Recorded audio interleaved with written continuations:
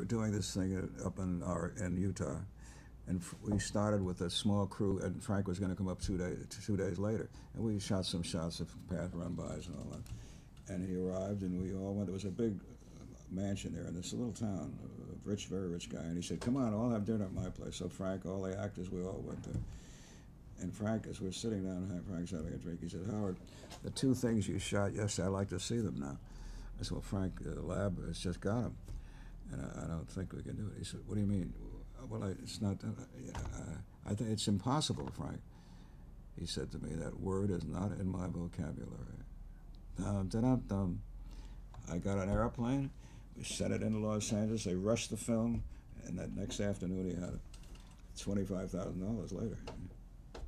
Do you think they fell apart from the pressure, or do you think they fell apart from just realizing that they were getting older? And no, I don't think that. I think they fell apart because they're insecure.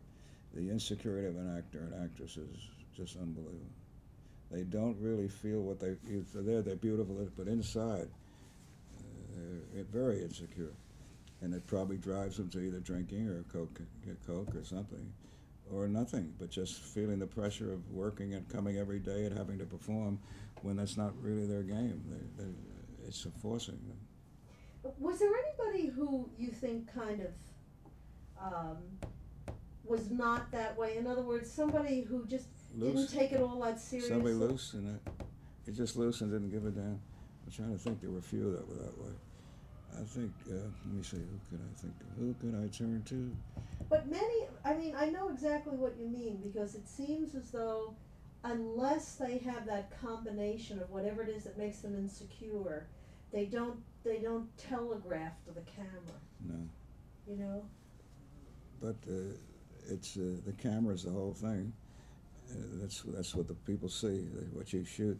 But you know, you look at somebody like Ava Gardner. Once she made her money, she just wanted to go play, right? Well, she was a sucker for men.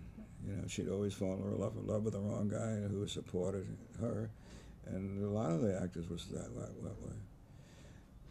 I think I can't think of any one real actor that was so important in my life. In the times I felt they were all good.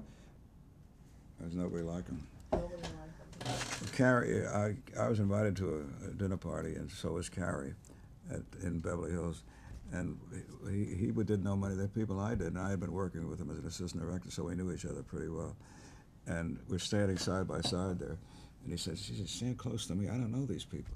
And he started to put his hand in his pocket, and you know how suits are made where the pocket isn't opened. You know, and Carrie was supposed to be a cheapskate, you know, so he put it, and he couldn't get through. He said, "Boy, do they know me." In other words, he couldn't get to the money because he's, you know, the kind of guy was. But he was that kind of guy. He made fun of himself, you know. He had just this tremendous charm. Knock you out. Women would faint.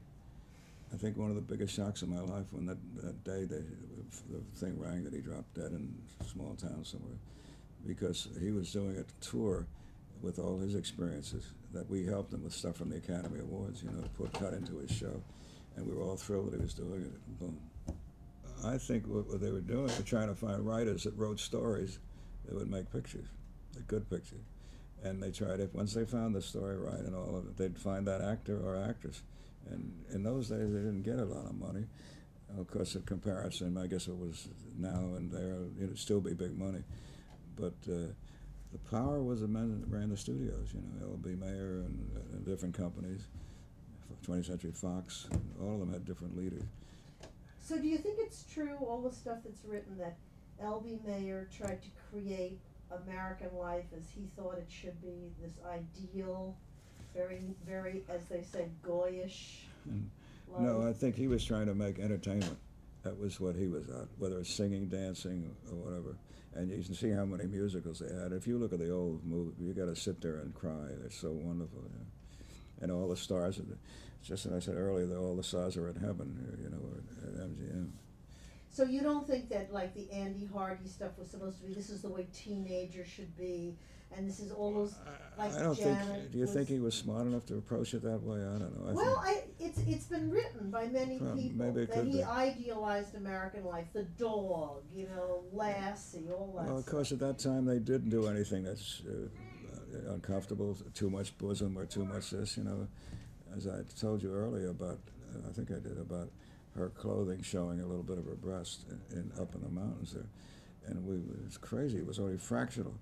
But Dory Sharry had taken over that time, and he insisted that it was up here. And this is the thing about lust, you know, so the picture did well.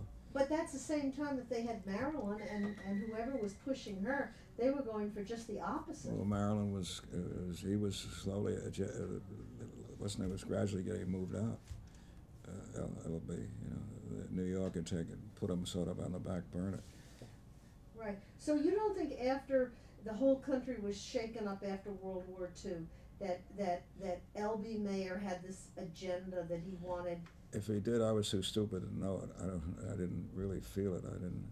All the stuff that has been, I mean, they just had yet another show on the Hollywood 10, and we're talking about writers, Dalton Trumbo, all those people who wrote all those great movies that were blacklisted, went away, and then all the fluff came in. All the fluff movies came in that really didn't have much stories until these guys, everything cooled off, and then they came back and they wrote the Vikings. And well, some of the great English directors are the ones that came to America and directed some marvelous films, and they weren't on any blacklist, and they were brought over here to do their work, and they were wonderful. You know, a lot of the great pictures were done by foreigners. You know. How about people like Hitchcock? I mean, he was making them. Genius, great filmmaker, right. And a little fat man. You wouldn't think he had it in him, and his script when he came on the set. That's the way that the actors had to go. If it said he picked up a cigarette when they shot the scene, the actor picked up the cigarette. He put it down, and he'd sit in a little chair, almost half asleep. And boy, those actors knew he's the boss. And don't change, pull the curtain, turn around, almost mechanically.